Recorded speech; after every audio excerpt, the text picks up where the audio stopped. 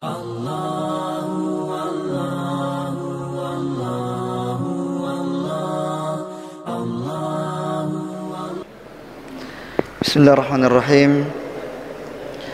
Assalamualaikum warahmatullahi wabarakatuh. Alhamdulillahi rabbil alamin. Wabihi nasta'inu ala umuri dunya waddin. Wa ala alihi wa ashabihi wa man tabi'ahum bi ihsanin ila yaumiddin. Amma ba'd. Hadirin jamaah salat maghrib yang dimuliakan oleh Allah Subhanahu wa taala. Alhamdulillah, segala puji bagi Allah Subhanahu wa taala atas segala nikmat yang diberikan kepada kita, termasuk diantaranya adalah nikmat kesehatan dan kesempatan sehingga kita bisa bermajelis pada malam hari ini. Salam dan salawat kepada Nabi kita Muhammad sallallahu alaihi wasallam. Jamaah yang dimuliakan oleh Allah Subhanahu wa taala, alhamdulillah pada pertemuan yang lalu kita sudah menyelesaikan pembahasan tentang masalah akikah. Dan sekarang kita akan berpindah kepada bab yang baru, yaitu babu az-zakati was-shayd. Bab tentang sembelihan dan buruan. Jamaah yang dimuliakan oleh Allah Subhanahu wa taala, tentang masalah sembelihan ini juga termasuk bab yang penting untuk kita ketahui, karena dia berhubungan dengan makanan atau kehalalan daripada hewan yang disembelih. Dan hewan yang disembelih ini sangat berhubungan di dalam kehidupan kita sehari-harinya. Ya, kita biasa makan kambing, sapi atau ayam yang paling sering, ya. Sehingga kita perlu mengetahui fikih tentang masalah sembelihan ini. Nah, jamaah yang dimuliakan oleh Allah Subhanahu wa taala, yang pertama adalah kita sebutkan sabda Nabi sallallahu alaihi wasallam, wa idza dzabhtum fa ahsinudz dzibhata wal yuhidda ahadukum syafratahu wal yurih dzabihatahu. Ini adab di dalam menyembelih secara umum, yaitu ketika kalian menyembelih, maka perbaikilah cara kalian menyembelih. Bagaimana cara memperbaikinya? Hendaknya salah seorang di antara kalian mempertajam pisaunya, mempertajam parangnya, dan hendaknya menjadikan hewan tersebut tenang, ya, tidak dikagetkan dengan memperlihatkan kepada teman-temannya yang lain pada saat yang satunya disembelih. Ini adab secara umum di dalam menyembelih binatang. Kemudian yang kedua, jamaah sekalian yang dimuliakan oleh Allah Subhanahu wa taala, adalah syarat penyembelih. Siapakah yang boleh menyembelih binatang? Syaratnya adalah dia seorang akil, berakal. Jadi kalau dia adalah orang gila, maka sembelihannya tidak boleh dimakan. Sembelihannya adalah bangkai. Dan juga dia adalah balik atau paling minimal mumayyiz.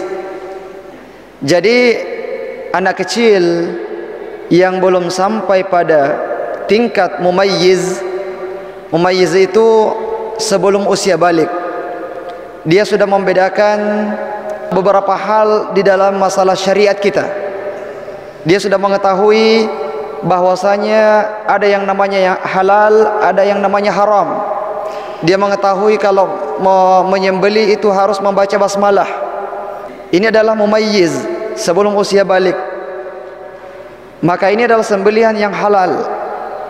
Adapun sembelihan anak kecil yang belum mumayyiz, anak kecil, maka sembelihannya juga tidak halal, tidak boleh dimakan meskipun dia membaca basmalah pada saat menyembelih binatang tersebut. Yang ketiga adalah yang menyembelihnya adalah seorang muslim. Jadi sembelihan orang-orang kafir, orang-orang musyrik itu tidak halal dimakan oleh orang-orang mukmin, orang-orang muslim. Dikecualikan dari orang-orang kafir adalah ahli kitab. Ya, ahli kitab yaitu orang-orang Yahudi dan orang-orang Nasrani. Sembelihan mereka adalah sembelihan yang halal, sebagaimana firman Allah Subhanahu wa taala, "Al-yawma uhilla lakumut thayyibat wa ta'amul ladzina utul kitaba hillul lakum wa ta'amukum hillul lahum." Pada hari ini dihalalkan kepada kalian yang baik-baik, dan makanan atau sembelihan dari orang-orang ahli kitab itu juga halal bagi kalian. Begitu pula sebaliknya, sembelihan kalian halal untuk mereka. Jadi dikecualikan dari orang-orang kafir adalah ahli kitab, yaitu orang-orang Yahudi dan orang-orang Nasrani. Dan ini mencakup ahli kitab di zaman Nabi SAW dengan ahli kitab di zaman kita sekarang ini. Karena ada juga yang mengatakan bahwasanya yang dihalalkan itu adalah sembelihannya ahli kitab di zaman Nabi SAW. Adapun sembelihan ahli kitab di zaman kita ini, dengan semakin banyaknya perubahan-perubahan di dalam kitab Injil dan Taurat, maka menjadi tidak boleh. Dan ini tidak ada dalilnya, bahkan bertentangan dengan dalil yang telah kita sebutkan tadi di dalam surah Al-Maidah, bahwasanya Allah Subhanahu wa taala telah menghalalkan sembelihan dari ahli kitab, orang-orang Yahudi dan orang-orang Nasrani.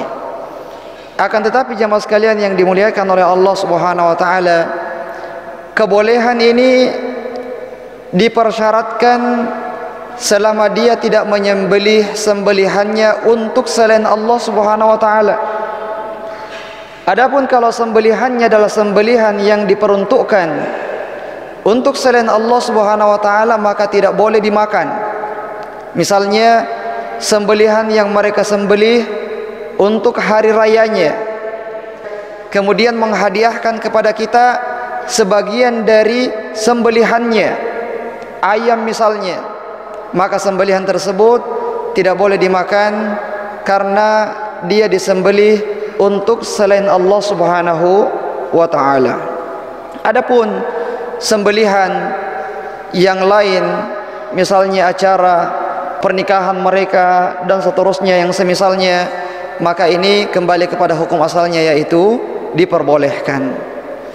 Kemudian jamaah yang dimuliakan oleh Allah Subhanahu wa taala, tentang penyembelih juga dipersyaratkan dia harus membaca basmalah.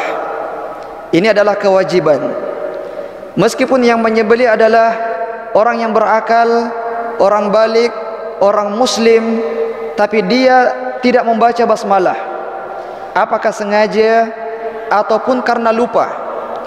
Ketika dia tidak membaca basmalah, maka sembelihan tersebut dianggap sebagai bangkai, bukan sembelihan yang halal untuk dikonsumsi.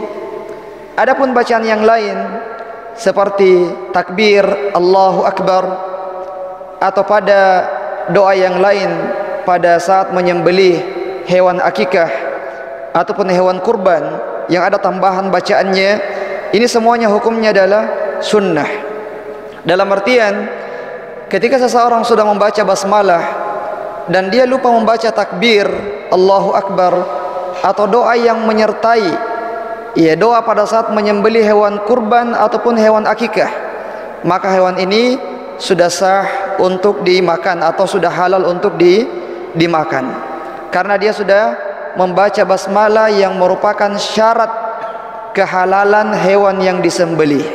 Nah, kemudian jamaah yang dimuliakan oleh Allah Subhanahu wa taala, firman Allah Subhanahu wa taala, wala ta'kulu mimma lam yudhkar ismullahi alaihi wa innahu lafisqa. Dan janganlah kalian memakan apa-apa yang disembelih tidak menyebutkan nama Allah Subhanahu wa taala. Dia merupakan kefasikan. Ya, dia adalah sebuah perbuatan dosa. Nah, kemudian ya, adab dalam menyembelih yang kita sebutkan tadi adalah berbuat ihsan, berbuat baik kepada hewan tersebut dengan menajamkan pisaunya. Ya, jangan memakai pisau yang tumpul, digesek-gesek, tidak mau putus-putus uratnya. Ini tidak boleh karena menyiksa binatang. Nah, dan diantara adab di dalam menyembelih adalah membaringkan hewan di sisi sebelah kiri.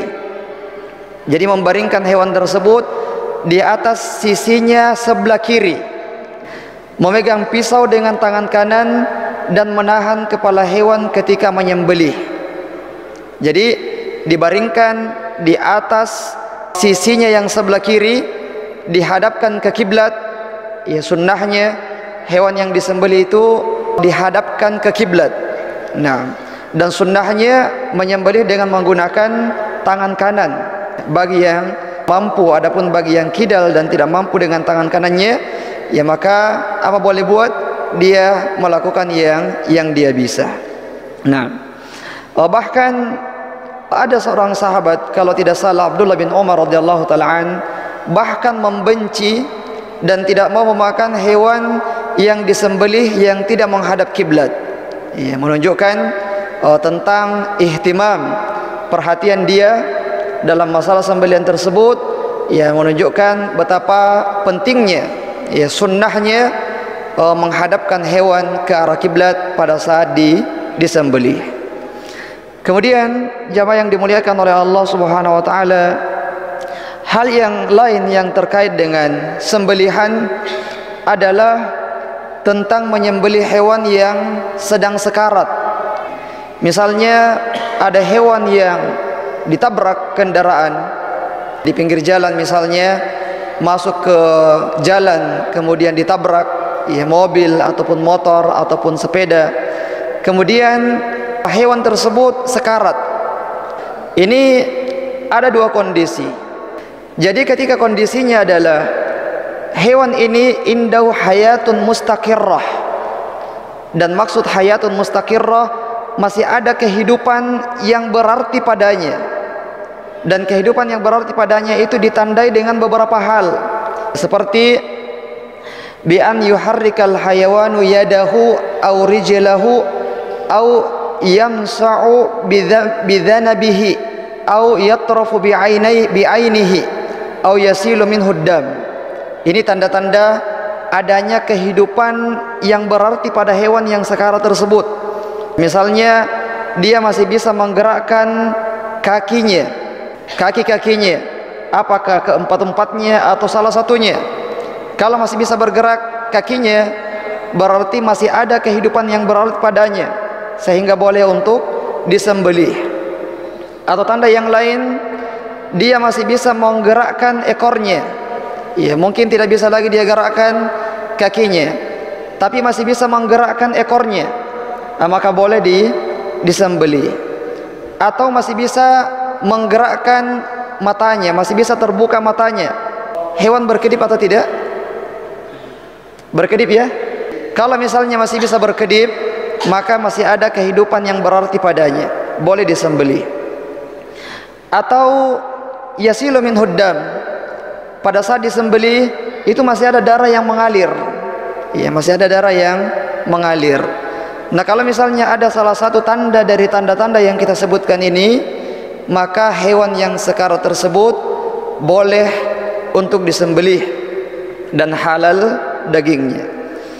Adapun kalau sudah sekarat dan tidak ada lagi tanda-tanda ini, ya, tidak bisa lagi bergerak kakinya atau ekornya atau matanya, kita pegang masih bernafas, ini adalah hewan yang sekarat, yang tidak punya lagi kehidupan yang berarti, yang disembelih pun tidak boleh dimakan dagingnya karena dia sudah diibaratkan sebagai bangkai.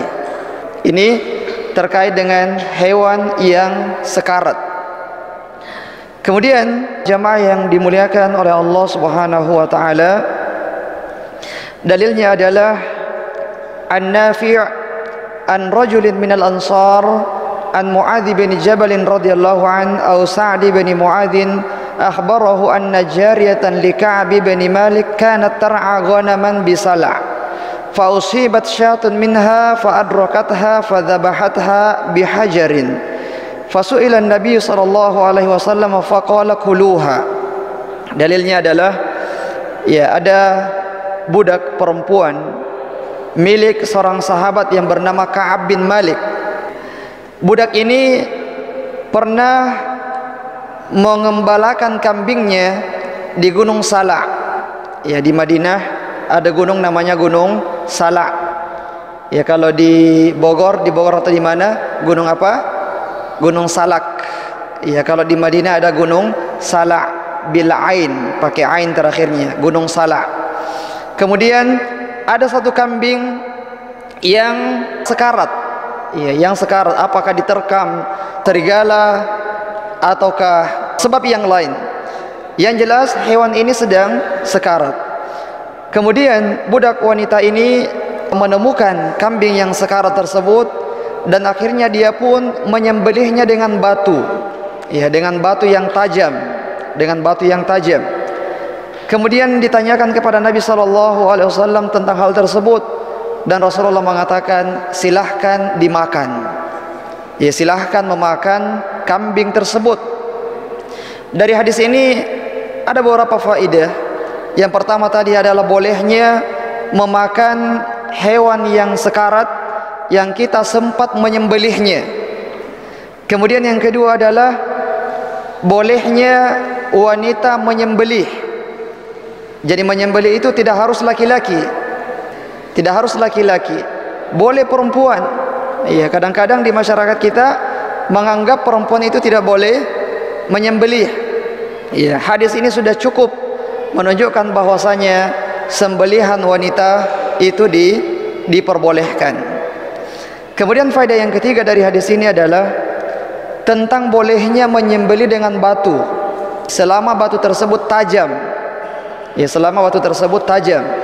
Jadi tidak harus menyembelih dengan besi. Benda apa saja yang tajam maka boleh digunakan untuk menyembelih. Namun tentu saja kalau ada batu yang tajam, ada juga besi yang tajam, maka tentu saja menggunakan besi yang tajam itu lebih baik daripada batu yang tajam, karena tidak akan sama ketajamannya. Pasti masih lebih tajam besi yang tajam tersebut daripada batu yang tajam. Tapi kalau misalnya tidak ada, sebagaimana kondisi wanita ini, dia mengembala tidak bawa persiapan pisau atau pedang. Tapi karena ada hewan yang sekarat, daripada mati sia-sia, dan dia menemukan batu yang tajam bisa memutus urat lehernya, maka dia pun melakukannya, dan ini dibolehkan oleh Nabi sallallahu alaihi wasallam. Kemudian dalil lain tentang bolehnya menyembelih dengan selain besi adalah sabda Nabi sallallahu alaihi wasallam, ma anharad dam wa dzukira smullahi alaihi fakul laisa sinna wadh-dhufra wa sa'ukhbirukum anhu amma sinnu azmun wa amma adh-dhufru famuda al-habasyah. Kata Nabi sallallahu alaihi wasallam, apa saja yang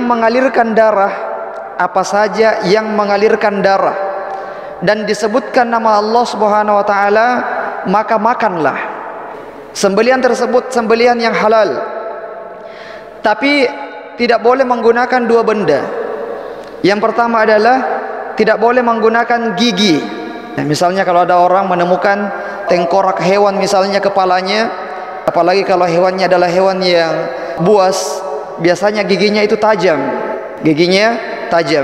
Dan kalau dipakai menyembelih itu bisa saja merobek urat lehernya hewan tersebut. Tapi meskipun bisa merobek urat lehernya, tapi ini tidak dibolehkan di dalam syariat kita, menyembelih dengan gigi. Yang kedua adalah tidak boleh juga menyembelih dengan kuku. Kalau kita bayangkan kuku kita tidak mampu ya. Tapi kalau misalnya menggunakan kuku dari hewan yang buas, maka ini bisa saja memutuskan urat leher dari hewan yang disembelih. Tapi sekali lagi, kedua benda ini dikecualikan. Tidak boleh seseorang menyembelih dengan gigi ataupun dengan kuku. Adapun kalau ada batu yang tajam atau ada benda lain yang tajam, maka boleh digunakan untuk menyembelih. Nah, kemudian jamaah yang dimuliakan oleh Allah Subhanahu wa taala, ini juga poin yang sangat penting tentang urat yang diharuskan terputus pada saat menyembelih. Ya, jadi ada 4 urat pada leher binatang, yang dimana keempat urat ini harus putus semuanya.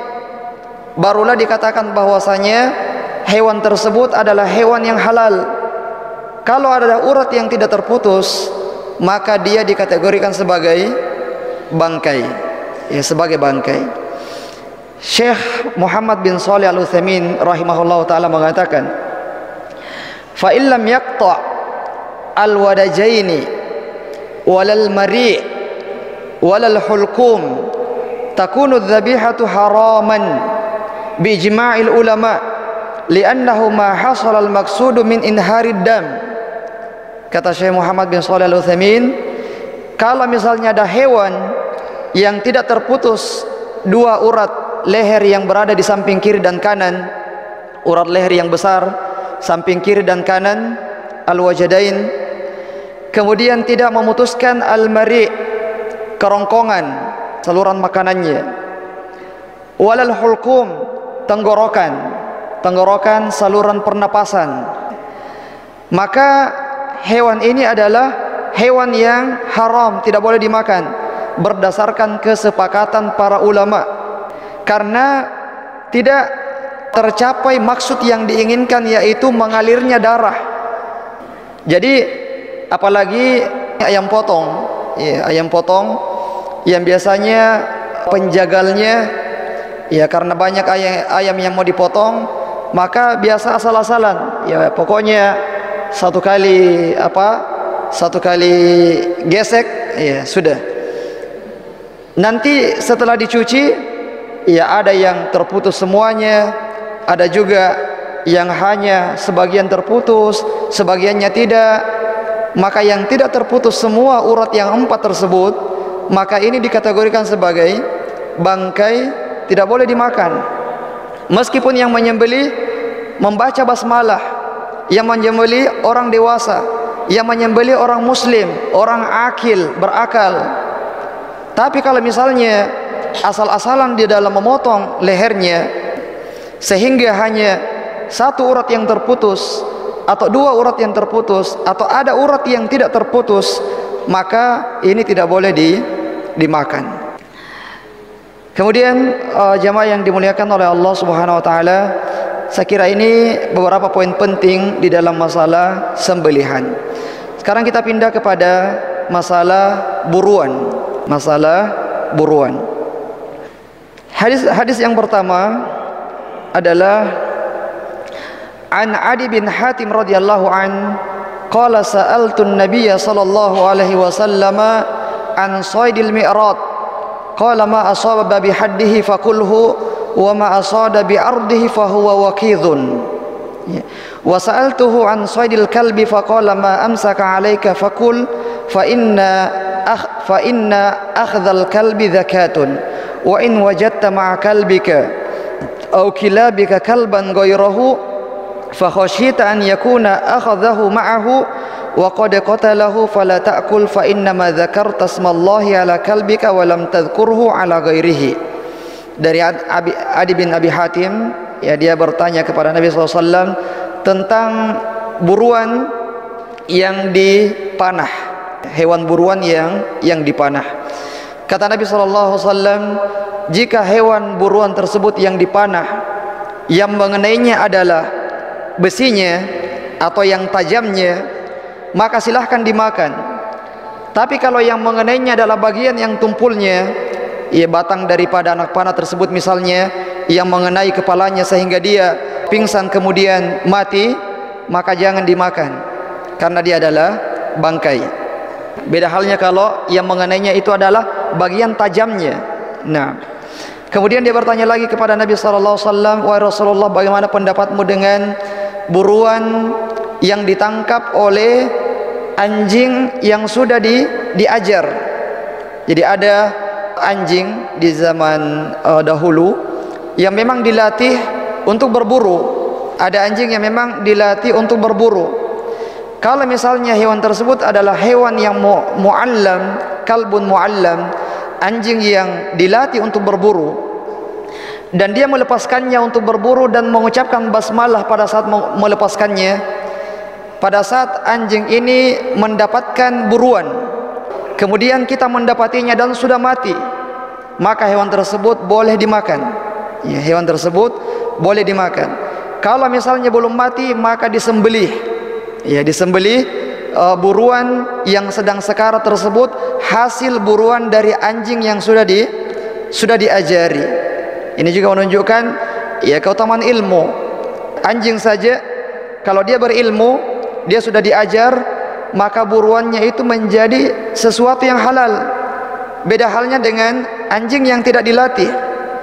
Kalaupun dia misalnya berburu dan tiba-tiba mendapatkan hewan buruan, maka hewan buruan tersebut adalah bangkai, tidak boleh dimakan, karena dia adalah anjing yang tidak dilatih untuk berburu. Nah, akan tetapi kata Nabi SAW, jika kamu mendapati di sekitar buruan tersebut ada anjing yang lain selain daripada anjing yang kamu ajari, maka janganlah memakannya, karena kamu tidak tahu siapakah yang menangkap buruan tersebut, apakah anjingmu atau anjing yang lain yang tidak kamu latih. Karena adanya syubhat yang besar, maka tinggalkan yang syubhat tersebut dan tinggalkan hewan tersebut karena dia adalah bangkai. Kemudian jamaah yang dimuliakan oleh Allah Subhanahu wa taala, ya secara singkat sabda Nabi sallallahu alaihi wasallam, Ani Bani Umar radhiyallahu anhuma anin Nabi sallallahu alaihi wasallam qala, man iktana kalban laisa bikalbi masyiatin aw dariyatin naqasa kullu yawmin min amalihi qiratan. Dari Abdullah bin Umar radhiyallahu anhuma dari Nabi sallallahu alaihi wasallam bahwasanya beliau bersabda, barang siapa yang memelihara anjing selain daripada anjing untuk berburu atau kambing untuk berkebun, maka akan berkurang pahalanya setiap hari sebanyak 2 qirat. Berapa itu 2 qirat? Kata Nabi SAW, 1 qirat itu sama dengan besarnya bukit Uhud. Kalau setiap hari pahala kita berkurang sebesar 2 bukit Uhud, yang kita tidak tahu seberapa banyak amalan kita ini, mungkin banyak, mungkin sedikit, mungkin tidak ada, karena habis dengan dosa-dosa yang lain. Jadi orang yang memelihara anjing, ini larangan yang sangat keras. Seseorang memelihara anjing di rumahnya selain daripada anjing yang dia gunakan untuk berburu atau untuk berkebun, misalnya anjing untuk jaga rumah padahal tidak terlalu diperlukan, maka ini kata Nabi SAW akan berkurang pahalanya setiap harinya sebanyak 2 qirat. Na'udzubillahi min dzalik. Kemudian jamaah yang dimuliakan oleh Allah Subhanahu wa taala, yang terakhir tentang buruan, ya. Dari Jabir dia mengatakan, kami pernah diutus oleh Nabi sallallahu alaihi wasallam, jumlah kami ada 300 orang, ya 300 orang. Dan pemimpin kami adalah Abu Ubaidah bin Jarrah. Kemudian narsudu 'iran li Quraisyin fa asabana ju'un syadid. Pada perjalanan kami merasa sangat kelaparan dan tidak ada lagi bekal. Kemudian hatta akalna al-khabat fa summiya jaisul khabat wa alqal bahra hutan. Ya, sampai ketika mereka berada di pinggir pantai, ya, dan ada ikan paus. Ada ikan paus yang sudah terdampar di daratan. Maka mereka pun memakan ikan paus tersebut sampai setengah bulan. Ya, sampai setengah bulan mereka makan ikan paus tersebut. Padahal jumlahnya ada 300 orang. Ya, jadi begitu besarnya ini ikan ya. Karena bisa dimakan dalam 15 hari untuk 300 pasukan. Makan pagi, makan siang, makan malam. Ya, Masya Allah.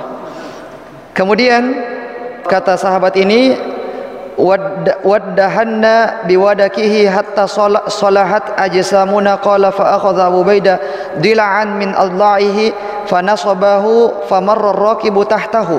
Sampai ketika sudah habis dagingnya ini, Abu Ubaidah mengambil salah satu tulang rusuknya.